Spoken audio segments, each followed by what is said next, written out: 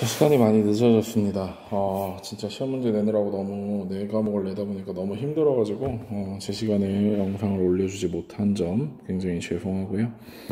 오늘 우리가 배울 것은 종교, 언어, 민족이 만든 경관이라는 단어를 한번 그럼 살펴보겠습니다. 사실 이제 종교라는 것에 대해서 사람들에 대한 생각은 굉장히 다양하죠. 어떤 사람은 종교라는 것은 필요가 없다. 신은 존재하지 않는다. 반대로 어떤 사람은 신은 존재한다. 일반적으로 뭐 종교라는 것을 머리로 믿다기보다는 가슴으로 믿는 경우가 많고, 신에 대한 존재에 대한 어떤 부정은 지금까지 굉장히 많이 일어났지만, 신에 대한 존재의 긍정은, 신을 입증한 경우는 지금까지 아직 존재하지 않죠. 우리가 초자연적 현상이라든지, 신내림이라든지 그런 표현을 쓰긴 하지만, 결국 초자연적 현상이라는 것도 나중에 알고 보니 자연적으로, 과학적으로 설명할 수 있었던 상황들이 굉장히 많은데, 어쨌든 인간은 본인 자체가 굉장히 부족한 경우가 많고, 저 역시 마찬가지입니다. 저도 종교를 가지고 있으니까 부족한 경우가 굉장히 많고, 또한 의지하고 싶고, 또 남을 탓하고 싶고, 그런 점에 있어서 반드시 종교가 필요해지고, 또 많은 사람들이 종교를 믿고 있다는 것은 부정할 수 없는 사실이죠. 그래서 이번에는 종교나 그리고 언어나 민족이 만든 경관 속에서 어떤 차이점이나 특이점이 보이는지 한번 살펴볼게요. 자, 우선 종교는 정신적 유산이 되고 정치, 문학, 역사, 예술, 철학 등 문화적 특성에 종합적으로 반영됩니다. 보편적인 종교가 있고 민속적인 종교가 있는데요. 민족적인 종교는 특정 민족이나 국가에 국한되어 발생하여 그 안에서만 믿는데, 유대교라든지 힌두교가 대표적이죠. 그러나 기독교라든지 이슬람교, 불교 등은 굉장히 다양한 곳에서 보편적으로 믿어지는 종교라고 이야기할 수 있겠죠. 아무래도 무속신앙 역시 민족 종교가 되겠죠. 시작은 당연히 처음에 민족 종교에 시작이 되었고, 그런데 국가나 또는 어떤 문명의 발전에 따라서 외국으로 이렇게 넘어가면서 전파가 되다 보니까 전인 인류 차원이 되었다라는 것을 이야기하면 되겠습니다. 아무래도 그리스도교는 팔레스타인을 지배하고 있었을 때, 다시 말해 팔레스타인은 예수님의 나아바리였던 예루살렘 지역이고요. 그 지역에 있던 로마 제국을 통해 세계 각지에 전파가 되었죠. 이스라엘교는 아무래도 정통 칼리프 시절에 아랍이나 페르시아나 오스만 제국 등의 정통 칼리프 시절, 여기는 페르시아 왕조, 사파비 왕조 이런 시절 오스만 제국 등의 영토 확장을 계기로 확산되었고, 그죠? 상인의 교역로를 따라서 전파된 불교, 어떤 교역로? 실크로드 같은 것도 있죠. 그래서 인도는 해양 진출이 유리한 반도고, 스리랑카는 무역의 정초기지여서 동남아시아 지역에서 종교를 퍼뜨리는 거점이 되었다. 지역에 따라서 이 지역으로 넘어온 종교는 그 주변 지역으로 쉽게 퍼져나갈 수 있는 경향을 보이기도 한다는 거죠. 살펴보죠. 여기 살펴보면 불교는 분명히 이 지역에서 발전했죠. 불교는 이 지역에서 발전했지만 사람들의 교역로를 타고 따라서 이렇게 넘어온 코스 하나, 그죠? 그 다음에 천산선맥 남쪽의 차마고도를 통해서 넘어온 코스 하나, 그리고 바다를 통해서 넘어가는 코스들이 있고, 반대로 그리스도교는 여기서 시작했지. 여기가 이제 성지 예루살렘 근처거든요. 그 다음에 여기는 이슬람교의 성지인 메카 근처, 이런 데서 교역로라든지 아니면 국가의 발전 등을 통해서 여기까지 넘어오는 요것은 정통 칼리프 시대의 그런 공격이었고, 이걸 막아낸 게 세계사에서 배우는 토르푸아티의 전투가 되겠다면, 여기서 시작돼서 먼저 로마로 넘어왔던 것은 다시 이렇게 돌아가는 과정, 십자군 전쟁 같은 것도 있고, 대항해 시대가 시작되면서 아프리카라든지 아메리카 같은 나라들로 많이 전파되었던 것도 볼 수 있습니다. 그렇다면 이제 종교 경관이라는 걸 살펴볼 텐데요. 종교는 의복이나 음악이나 상징물과 건축물 등 다양한 부분에 영향을 끼치게 돼서 독특한 경관을 형성하게 되죠. 이슬람교는 아무래도 모스크 사원들, 첨탑, 불교는 절과탑, 불상, 그리스도교는 십자가의 교회 건축물이 주된 경관이 되겠죠. 그래서 종교 건축물들 중에 문화의 유산으로 우리가 분명 후대에 남겨줘야 될 것으로 지정된 것들도 많다라는 것이죠. 이런 것은 지역의 환경과 접촉하며 단용되기도 한다는 거예요. 중국에서는 흙이 많기 때문에 흙을 구워서 만든 벽돌로 쌓는 전탑, 반대로 우리나라에서는 석탑, 돌이 많으니까 일본에서는 목탑으로 바뀌었다는 거고. 그래서 음식이나 절기 행사 등에 영향을 주었다는 거죠. 올리브나무나 포도나무는 굉장히 중요시되는 식물들이고, 이슬람에서는 대추야자가, 불교에서는 연꽃이 굉장히 연상되고 주요화되는 식물들이라는 것입니다. 그런 거죠. 그래서 성지순례를 통해서 그 지역의 발달과 소득 증대에도 기여하고 있다는 거고, 간단합니다. 실제로 진짜 무슬림의 하지가 뭐냐면 여기 있네.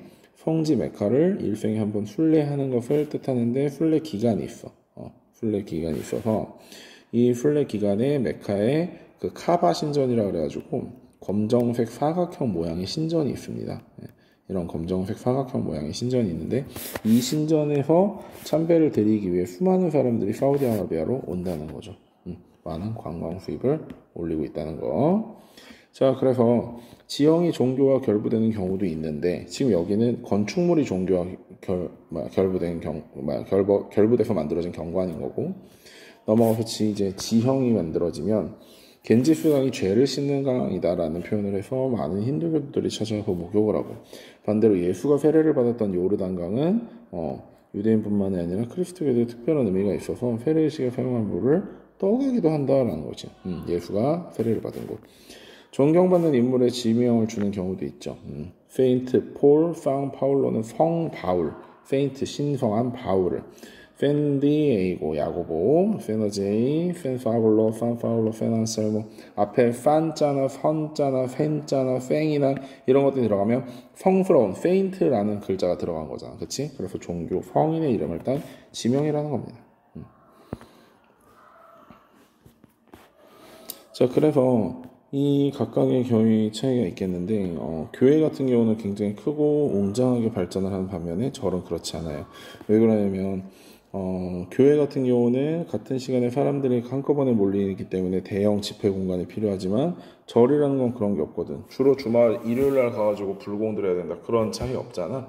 아무래도 자기가 필요할 때 가서 이렇게 불공을 드리면 되니까, 그런 것 때문에 아무래도 건축이나 공간 이용에서도 차이가 발생하게 된다는 것입니다.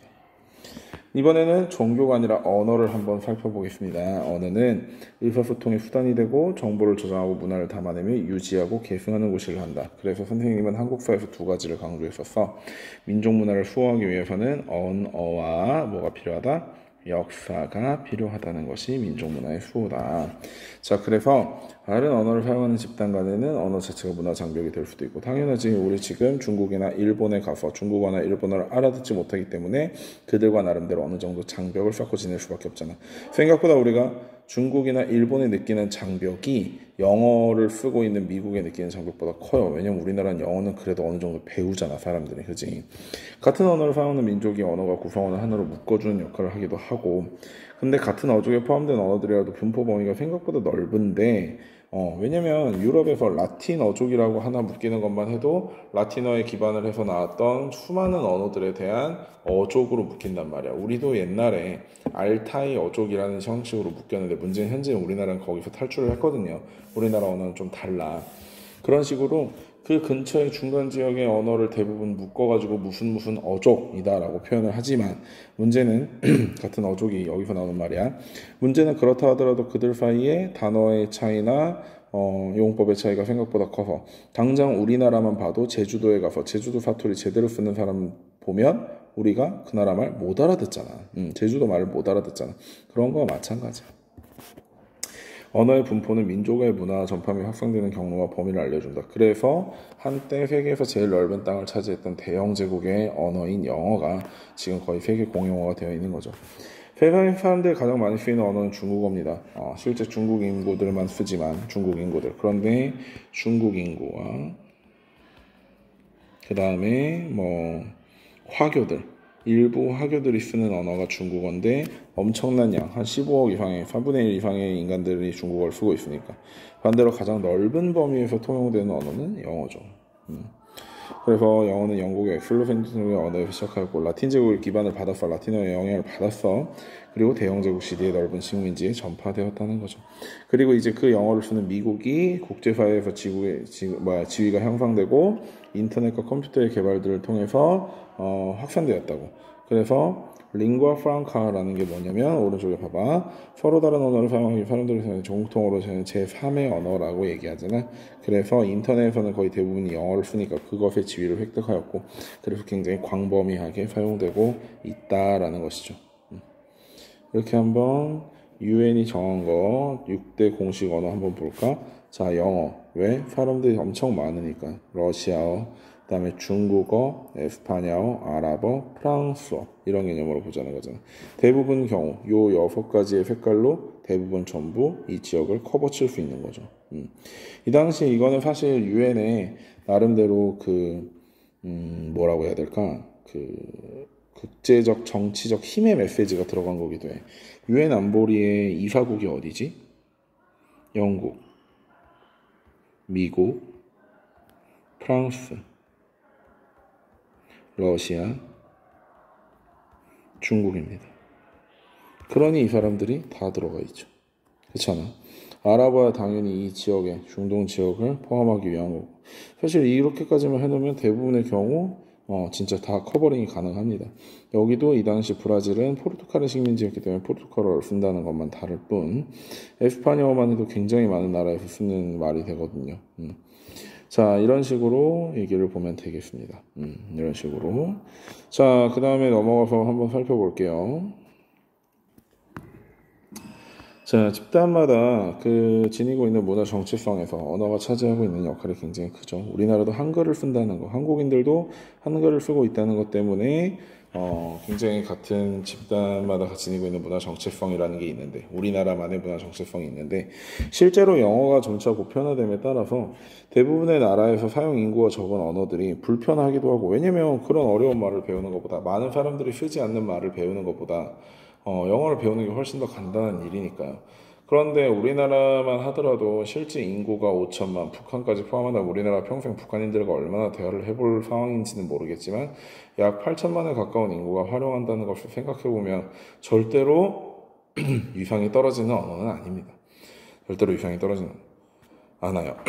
자, 그래서 언어 경관이라는 거, 언어가 형태로 나타나는 거는 표지판이라든지 간판이라든지 플랜카드라든지 낙서, 지명 등 문자로 표현된 경우다라고 이야기하고 있죠.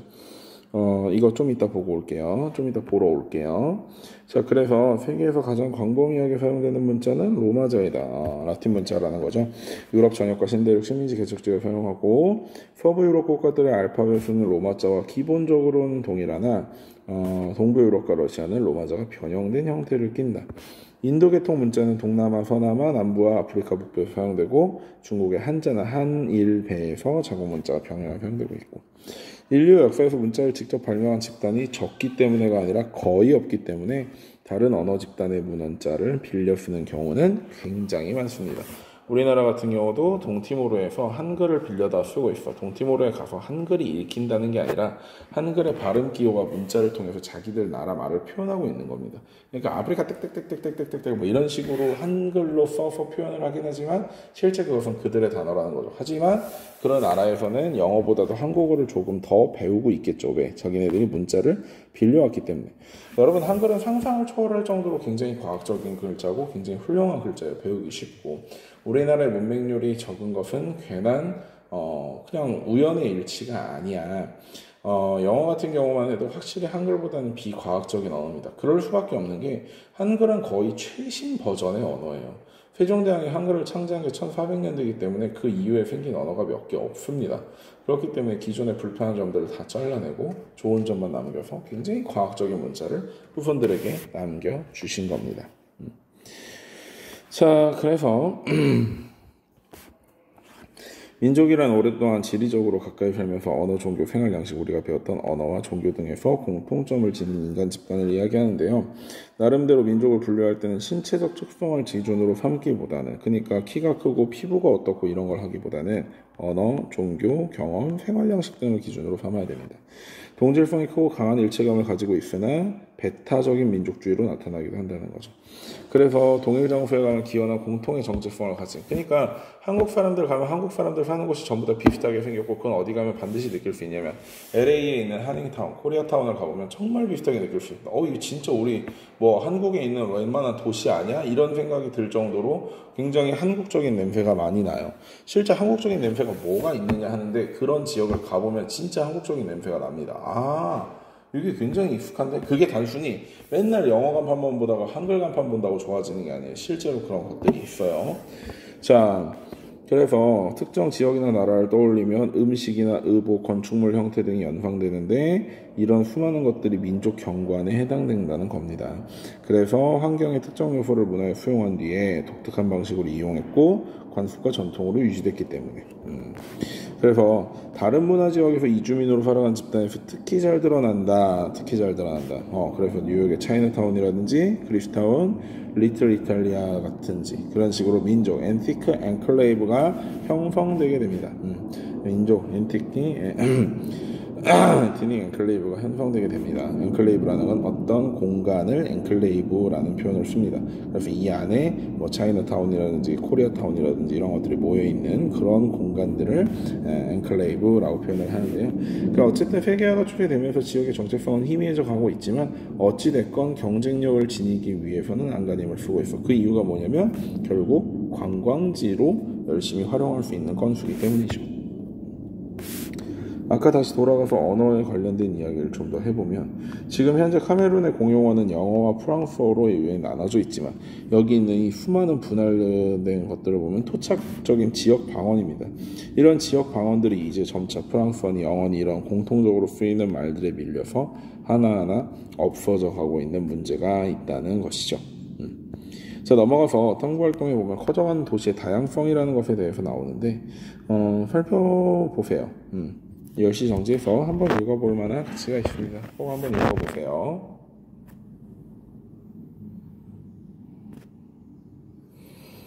자, 넘어가서 사회적 공간으로서의 지역을 한번 살펴보겠습니다. 자연환경과 사회적 공간이라고 얘기를 하고 있는데, 국가를 어떻게 해서 가난하게 되고 어떻게 해서 부자가 되는가, 이런 느낌으로 봐야 돼요.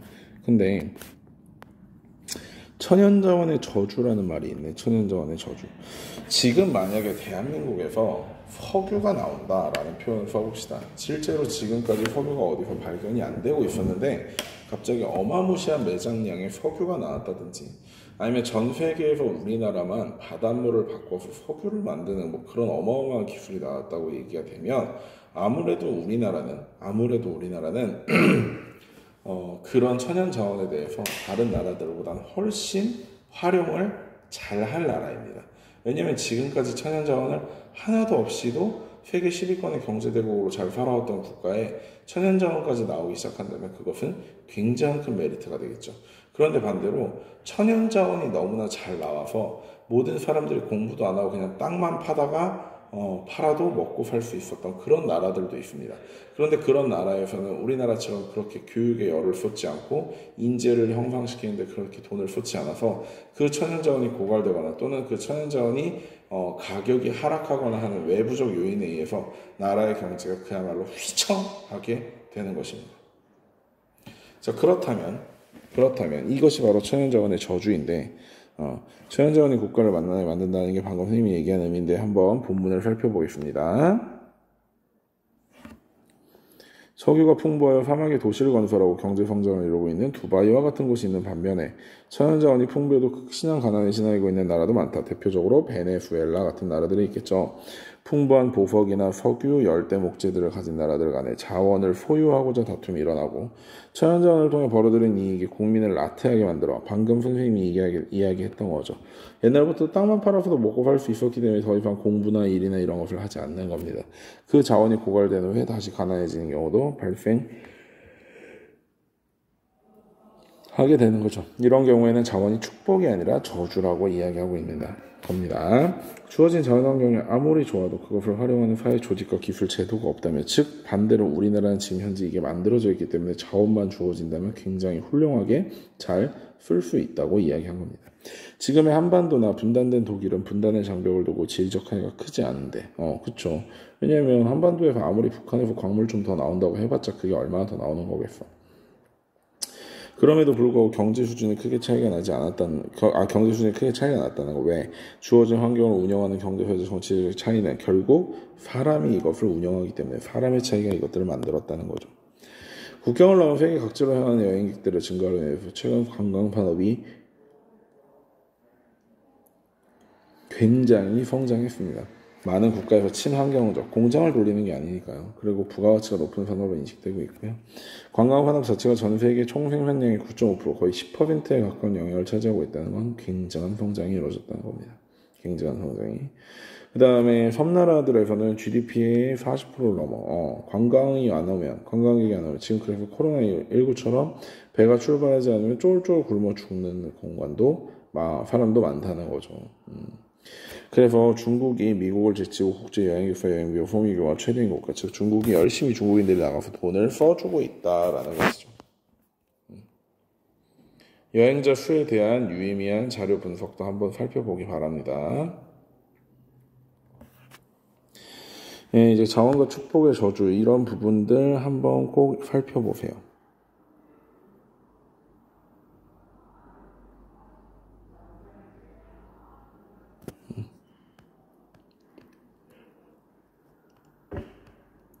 이런 나라들이 각각 자원자원 때문에 어떻게 성공했고 어떻게 실패했는지를 살펴보고 이 밑에 있는 내용도 한번 읽어봅시다.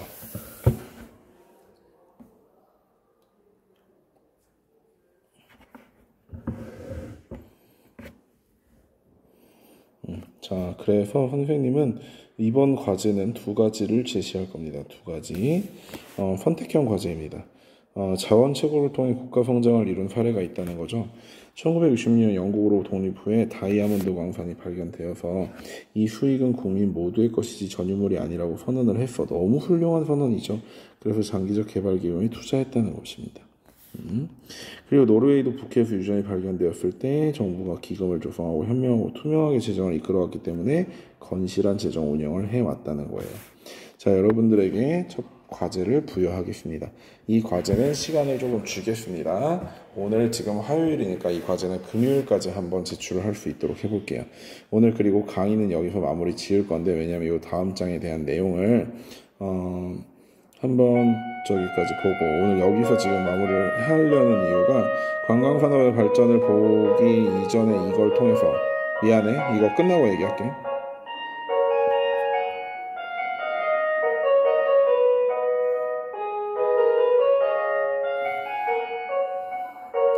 자, 그 관광상품에 대한 얘기를 하면서 이 뒤에 이제 관광상품이 무너져 내리거나 관광상품으로 인한 문제점이 나오게 되거든. 그 이전에 여러분들에게 첫 번째 과제를 제시하려고 했던 게 이거예요. 자원의 축복과 저주에서 여기 대표적으로 자원의 축복에 대한 이야기가 두 가지가 나오는데 이 국가를 골라도 좋고 다른 국가들을 골라도 좋습니다. 첫 번째는 자원의 축복이나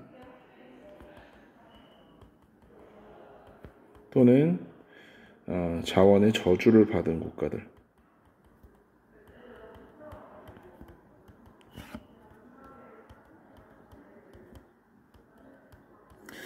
대해서 간단하게 A4 용지 반 페이지 정도 소개하는 글을 써보고요.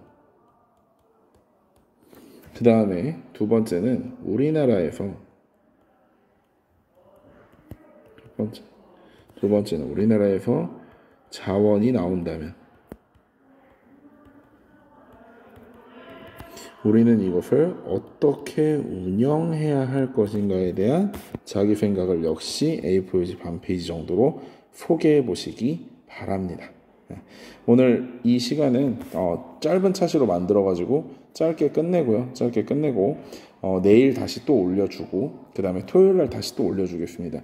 요 과제랑 내일 거 과제를 포함해서 금요일까지 제출해 보시기 바랍니다. 일부러 녹음이나 영상을 찍지 말라고 하고 글로써 하라고 했던 이야기는 너무 부담 가지 말고 이런 것에 대해서 살펴보고 알아보고 자신이 준비했던 대로 의견을 말해보는 게 중요한 거야.